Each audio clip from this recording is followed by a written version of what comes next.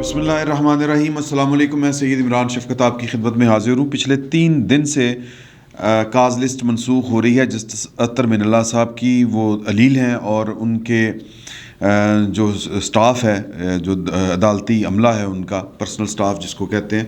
انہوں نے صحافیوں سے کو بتایا کہ جی کہ ان کی ذرا طبیعت خراب ہے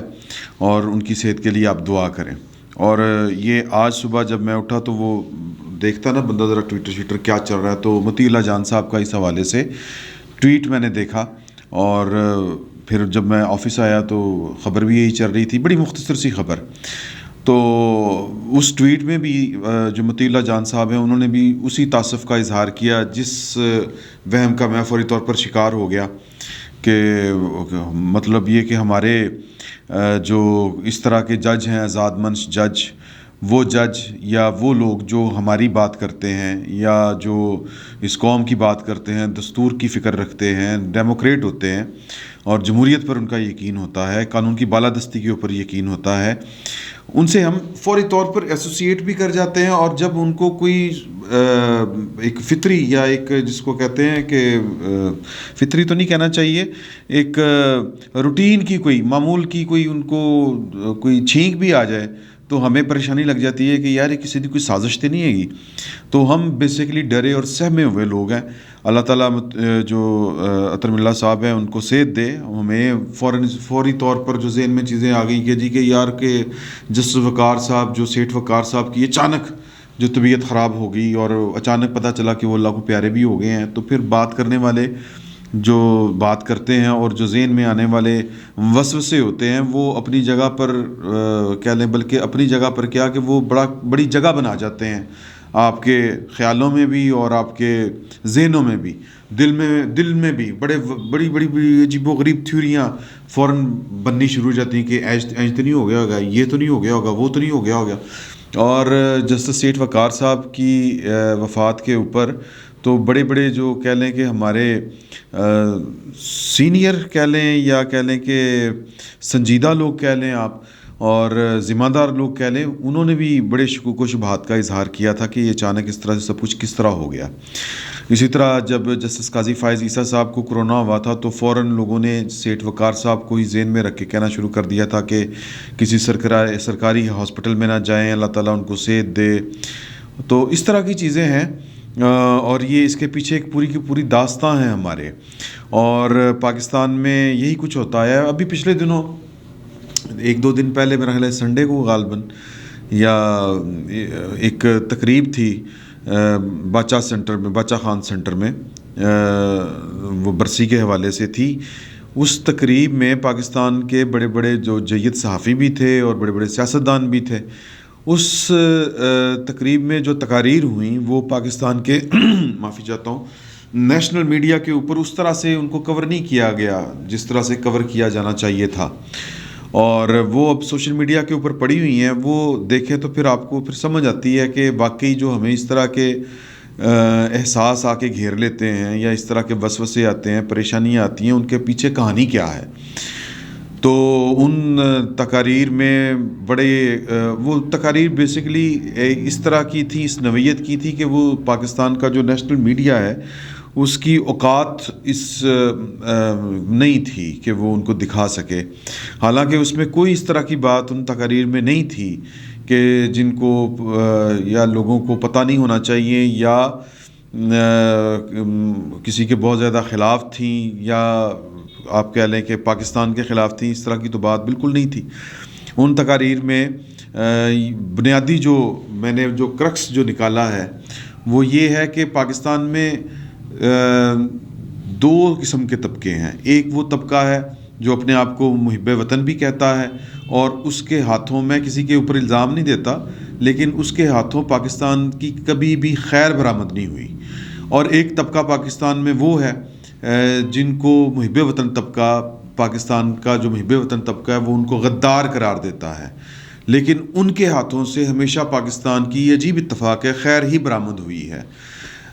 اس میں بڑے نام لیے گئے، پھر تاریخ کے حوالے دیے گئے، تو مجھے اطہر من اللہ صاحب کے حوالے سے یہ ساری باتیں یاد آ رہی تھیں۔ ان میں پاکستان کے بڑے جو کہہ لیں کہ قانونی دماغ ہیں، وہ بھی انہیں میں شامل ہیں جو پاکستان کے کہہ لیں کہ جن کے محب وطنوں کے مفادات سے ٹکرا جاتے ہیں، اور پھر بدلے میں ان کو بھی وہی میڈل اور ٹیگ مل جاتا ہے کہ یہ جو غدار وطن ہے۔ ایک بڑا زبردست اس میں حوالہ دیا گیا کہ ایک وہ وقت تھا کہ جن کو پاکستان کے محب وطن جن کو غدار کہتے تھے وہ پاکستان کی بہن کے ساتھ تھے۔ ان میں غوث بخش بزنجو صاحب، عطاء اللہ مینگل صاحب، جناب باچا خان صاحب اور جناب شیخ مجیب صاحب، یہ سارے کے سارے محترمہ فاطمہ جناح کے ساتھ تھے۔ اور محترمہ فاطمہ جناح جو ہیں وہ قائد اعظم کی بہن تھی، اس میں بتانے والی کوئی بات نہیں، لیکن ایوب خان صاحب نے دسمبر کا جو اس وقت کا جو شمارہ تھا دی نیوز ویک کا، اس میں انہوں نے جو انٹرویو دیا تھا اس میں انہوں نے کہا تھا کہ جی کہ فاطمہ جناح جو ہیں وہ انڈین ایجنٹ ہیں۔ تو اور فاطمہ جناح صاحب کا جو مطالبہ تھا اور جو ڈیمانڈ تھی وہ بیسیکلی وہ جو اس وقت پاکستان کے غدار قرار دیے جاتے تھے وہ ان سے میچ کرتی تھی۔ وہ کیا تھی کہ صوبوں کو خود مختاری حاصل ہونی چاہیے، صوبے جو ہیں وہ پاکستان بیسک بنیادی یہ تھا کہ پاکستان میں ایک پارلیمانی طرز حکومت ہونا چاہیے جس میں جو اس کی اکائیاں ہیں، جو صوبے ہیں، ان کو ان کا جو کہہ لیں کہ خود مختاری بھی ہونی چاہیے اور ان کی شناخت بھی ہونی چاہیے۔ اس طرح کر کے وہ ان کے مطالبے تھے، اور بدلے میں پاکستان کے جو محب وطن تھے انہوں نے ان کو غدار قرار دے دیا۔ تو یہ لڑائی بڑی پرانی ہے، اور آج بھی میں آج کی تاریخ تک بات کر رہا ہوں، یہ لڑائی جاری ہے۔ اس وقت میں نام لے کے حامد میر صاحب ہیں، کسی کو یہ سمجھ نہیں آ رہی کہ وہ اس ملک میں آزادانہ طور پر پھر بھی رہے ہیں، کام بھی کر رہے ہیں، بیمار بھی نہیں، اللہ تعالیٰ ان کو صحت دے، پوری طرح فٹ ہیں، لیکن وہ کوئی جس کو کہتے ہیں کہ کہیں پر وہ کوئی کام نہیں کر پا رہے۔ پاکستان کے اندر ان کی تحریر، ان کے کالم، ان کے خیالات جو ہیں وہ کوئی شائع کرنے کے لیے تیار نہیں ہیں۔ یہ اب اس کے اوپر جو ہے یہ پتہ سب کو ہے، ہم سب کو ہے کہ ان کا جرم کیا ہے اور ان کی کیا کہتے ہیں سزا ان کو کس چیز کی مل رہی ہے۔ تو بات شروع ہوئی تھی اطہر من اللہ صاحب سے اور اطہر من اللہ صاحب جیسے لوگوں سے۔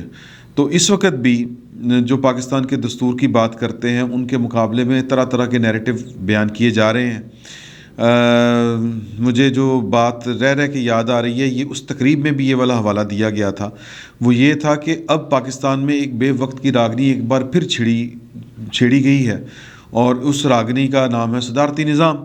اور صدارتی نظام کے خلاف پاکستان کے جتنے ڈیموکریٹس ہیں جن کو بنیادی طور پر غدار قرار دیا گیا، محترمہ فاطمہ جناح سے لے کر باچا خان صاحب کی ایک تقریر کا بھی حوالہ دیا گیا جو انہوں نے لیاقت علی خان صاحب کے ساتھ کو مخاطب کر کے کہی تھی۔ پھر اس تقریب میں جو تقاریر ہوئیں، میں بعد میں اس طرف آؤں گا، یہ صدارتی نظام کی طرف، اس میں یہ بھی ایک حوالہ دیا گیا کہ 1962 میں ایوب خان صاحب جو تھے وہ مشرقی پاکستان سے جان چھڑانا چاہتے تھے، اور جو تصنیف ہے جسٹس منیر کی، جو ان کے وزیر قانون ہوتے تھے، انہوں نے وہ فرام قائد اعظم ٹو ایوب، اس طرح کی ان کی کتاب کا نام ہے، اس میں انہوں نے یہ واقعہ لکھا ہے کہ میں ایوب خان صاحب کے کہنے کے اوپر میں نے جا کے بات کی رمیز الدین صاحب سے، اور پھر انہوں نے وہ آگے سے جو بڑا وہ تاریخ کا حصہ ہے کہ انہوں نے جواب دیا کہ 56% ہم ہیں پاکستان میں، اگر ہم سے علیحدہ ہونا ہے تو آپ علیحدہ ہو جائیں، ہم کیوں پاکستان کو چھوڑیں۔ پھر ایک اور جو نئی بات میرے لیے کم از کم تھی وہ یہ تھی کہ ولی خان صاحب کو ایوب خان صاحب نے بلایا کہ مجھے تم سے بڑی ضروری بات کرنی ہے اور تم آ کے میری بات سنو۔ تو میں کہتے ہیں پنڈی آیا وہاں سے KPK سے، تو مجھے انہوں نے کہا کہ یار کہ ہماری مدد کرو کہ ہم جو ہیں یہ ان کے بنگالیوں سے جان چھڑانا چاہتے ہیں، تو وے آؤٹ نکالیں اور ان سے تم بھی جا کے بات کرو کہ یہ ہماری جان چھوڑے۔ میں نے پوچھا وجہ، تو انہوں نے کہا کہ جی وجہ یہ ہے کہ ان کے ہوتے ہوئے پاکستان جو ہے وہ ترقی نہیں کر سکتا، یہ اتنے بڑی تعداد میں نلے بیٹھے ہوئے ہیں، یہ وہ اس طرح کی انہوں نے باتیں کہیں، اور یہ بھی تاریخ کا حصہ ہے کہ کتابوں میں یہ بات چھپ چکی ہے، آ چکی ہے کہ پھر جو تھے ولی خان صاحب، جن کو ہم پنجاب بھی خصوصاً ایک وقت تک غدار ہی سمجھتے رہے کہ وہ پاکستان کے مخالف ہیں اور وہ جو کے پی کے ہمارا حصہ ہے پاکستان کا، اس کو وہ افغانستان کے ساتھ جو ہے وہ شامل کرنا چاہتے ہیں یا ایک الگ ملک بنانا چاہتے ہیں. تو یہ بات انہوں نے باچا خان صاحب نے بھی اپنی تقریر میں لیاقت علی خان صاحب کو مخاطب کرتے ہوئے ایک کٹ موشن کے اوپر کہی تھی. اس طرح کی بھی باتیں سامنے آئیں کہ ہم پاکستانی ہیں اور صرف ایک شناخت چاہتے ہیں، جس طرح سندھی پنجابیوں کی ایک شناخت ہے. ہمارے صوبے کا نام بھی جو کہ صوبہ سرحد ہے، یہ بدل کے کوئی ہماری تہذیب اور ہماری زبان کے مطابق رکھا جائے. تو خیر، میں ولی خان صاحب کی بات کروں. ولی خان صاحب نے جو ایوب خان صاحب کو جواب دیا وہ یہ تھا کہ بھائی ہم تو پاکستان ہمارے مطلب کہہ لیں کہ پاکستان کے علاوہ ہم نہ کچھ سوچتے ہیں نہ کچھ سمجھتے ہیں، اور ہم پاکستان کے لیے نہ کی سلامتی کے لیے اپنا خون بھی دے دیں گے، اور اگر آپ نے اس طرح کا کام کیا تو ہم ان کے ساتھ ہوں گے جو پاکستان بچانے والے ہوں گے، ہم اس صف میں کھڑے ہوں گے، ان کے ساتھ اطاعت کریں گے. پھر وہ بڑی باتیں بتائی گئیں، اور پھر وہ بھی تاریخ کا حصہ ہیں کہ کس طرح کر کے انہوں نے جا کے شیخ مجیب سے بات کہی کہ یار کہ تم پاکستان نہ توڑو. تو شیخ مجیب صاحب رونے لگ گئے اور انہوں نے کہا کہ جی یہ غوث بزنجو صاحب، ولی خان صاحب، یہ سارے لوگ گئے تھے تو رونے لگے. اور انہوں نے کہا کہ یار کہ ایک وہ وقت تھا جب میں تم لوگوں کو آ کے کہتا کہ پاکستان بنانے میں ساتھ دو، تم کہتے تھے کہ یار پاکستان بن گیا تو مسلمان کو کی جو یونٹی ہے وہ تقسیم ہو جائے گی. تو میں وہی شخص ہوں جو پاکستان بنانے میں شامل تھا. میں تم لوگوں کے پاس آ کے کہتا تھا کہ پاکستان بنانے میں مدد کرو، پاکستان کی مخالفت نہ کرو. اب تم کس حیثیت سے میرے پاس آ کے کہہ رہے ہو کہ جی پاکستان کو بچاؤ؟ اور بھائی میں پاکستان بنانے والا ہوں، میں پاکستان نہیں توڑنا چاہتا. میری اکثریت جو ہے، ہم اکثریت میں ہیں، ہم کیوں توڑیں گے پاکستان؟ تو وہ طے یہ پایا تھا کہ جی کہ جو آپ لوگ ادھر مغربی پاکستان اور مشرقی پاکستان، یہ جو ڈیموکریٹس ہیں، یہ مل جائیں اور ہم جو ہیں وہ پاکستان کو بچانے کی کوشش کرتے ہیں. پھر نتیجہ یہ نکلا کہ نیب جو ان سے مذاکرات کرنے گئی تھی وہ اس کے اوپر پابندی لگا دی گئی اور توڑ پھوڑ شروع ہو گئی. تو پاکستان میں یہ ساری جو بات بکھر گئی. ہمیں یہ کیوں شک ہوتا ہے، ہمیں کیوں وسوسے آ جاتے ہیں؟ کیونکہ جو پاکستان کی بات کرتے ہیں،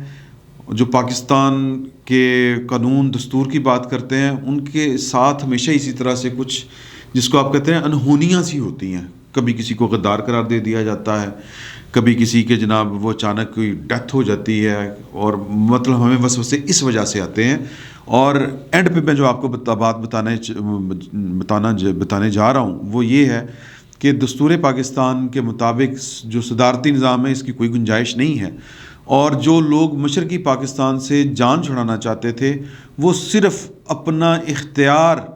یا اپنا اقتدار بچانے کے لیے، جو کہ صدارتی نظام کے ذریعے خود کو انہوں نے قوم کے اوپر مسلط کیا ہوا تھا،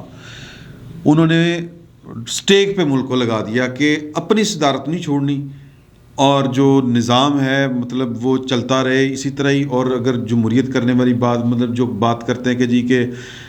عوام کا اقتدار اعلیٰ کے اوپر حق ہو، یعنی کہ اس ملک کے اوپر حکومت عوام کی ہو، اور وہ پارلیمانی طرز حکومت کے ذریعے وہ ان کا اگر خیال ہے تو وہ ان کو قابل قبول نہیں تھا. انہوں نے اپنے اقتدار کے لیے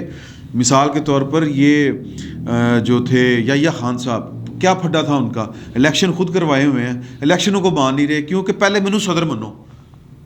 اور میں نہیں مانتا یہ جو تم سسٹم لانا چاہتے ہو وہی ہوگا جو میں چاہتا ہوں. تو اس وقت بھی پاکستان میں صدارتی نظام کی باتیں ہو رہی ہیں. اور خوش آئند بات یہ ہے اس دفعہ کہ کہنے والے یہ کہہ رہے ہیں کہ اس دفعہ صدارتی نظام کا شوشہ کسی اور نے نہیں بلکہ پاکستان کے مبینہ منتخب وزیر اعظم نے چھوڑا ہوا ہے. اور اگر آپ کو یاد ہو تو انہوں نے جو قوم کے سوالات کے جو جواب دے رہے تھے اس میں ایک سوال ان سے بڑا متعین اور دو ٹوک تھا کہ ملک میں صدارتی نظام کی باتیں چل رہی ہیں، ایمرجنسی کی باتیں چل رہی ہیں، آپ ملک میں صدارتی نظام چاہتے ہیں یا نہیں یہ بتا دیں. اس کا انہوں نے جواب نہیں دیا. وہ میں نے ٹویٹ بھی کیا تھا کہ 65 کلومیٹر لمبا جواب دیا گھوم گھما کے، اور اکانومی کے اوپر آ گئے، ادھر ادھر چوری ڈکیتی اس پر آ گئے، لیکن یہ نہیں بتایا کہ میں پاکستان کے دستور کے ساتھ ہوں، میں پاکستان کے عوام کے ساتھ ہوں، میں پاکستان کے قانون کی پاسداری کرنے والا لیڈر ہوں. یہ انہوں نے کوئی بات نہیں کہی. صدارتی نظام میری خواہش ہے یا نہیں ہے، یہ سب افواہ ساز فیکٹری ہیں، اس طرح کی کوئی بات نہیں کہی. اور کہنے والے کہہ رہے ہیں کہ اس کے پیچھے عمران خان صاحب خود ہیں، اور عمران خان صاحب پاکستان کے ساتھ کیا کرنا چاہتے ہیں میں کسی کی نیت کے اوپر شک نہیں کرتا۔ آپ ان کے اب تک کے اقدامات جو کیے ہیں وہ پاکستان کی کتنی فیور میں یہ بھی دیکھ لیں، اور ان کے اقتدار میں آنے سے پہلے، بہت پہلے، کئی سال پہلے، کم از کم 20 سال تو ہو گئے ہوں گے ان سے، یہ نہیں جب وہ سیاست میں آئے تھے تب لوگوں نے، جو جہاندیدہ لوگ تھے، میں بار بار ان کا نام لیتا ہوں، ڈاکٹر اسرار احمد اور حکیم سعید صاحب، انہوں نے ان کے متعلق کیا کہا تھا، کن خدشات کا اظہار کیا تھا، وہ خدشات تھے، وہ اپریہنشنز تھیں، وہ کوئی اطلاع تھی یا کیا تھا، اللہ بہتر جانتا ہے، لیکن انہوں نے جو باتیں کہی تھی عمران خان صاحب اپنے اعمال کے ذریعے وہ ثابت کر رہے ہیں کہ وہ ٹھیک کہہ گئے تھے۔ تو اللہ تعالیٰ عطر من اللہ صاحب کو بھی صحت دے، اور ان جیسے جتنے پاکستان کے حق میں بہتر سوچنے والے ہیں، ڈیموکریٹ ہیں، پاکستان میں دستور قانون کی بات کرتے ہیں، اس کے لیے کھڑے ہوتے ہیں، اس کو ایڈوکیٹ کرتے ہیں، اس کی آبیاری کرتے ہیں، اس کے لیے کھڑے ہوتے ہیں، پیرا دیتے ہیں اس کے اوپر، اللہ تعالیٰ ان سب کی حفاظت کرے، کیونکہ 74 سال سے یہ جو دوسری پارٹی ہے یہ بہت حاوی ہے، جو محب وطن پارٹی بہت حاوی ہے، سادہ الفاظ میں یہ میں بات کہہ رہا ہوں، کہ جو پاکستان کے عوام کی جو بات کرتے ہیں کہ جو اختیار ہے یہ چند ہاتھوں سے نکل کے پاکستان کے عوام کے پاس ہے، ان کا بہت برا حال ہے۔ کبھی وہ غدار قرار دیے جاتے ہیں، کبھی وہ پھانسی پہ لٹکائے جاتے ہیں، کبھی وہ جلا وطن ہوتے ہیں، کبھی جناب ان کو یہاں سے بھاگنا پڑتا ہے۔ تو بس اللہ تعالیٰ پاکستان کا حامی و ناصر ہو، یہی آپ سے گزارش کرنی تھی۔ عطر من اللہ صاحب کے لیے دعا کیجیے گا۔ فی الوقت اتنا ہی، بہت بہت شکریہ۔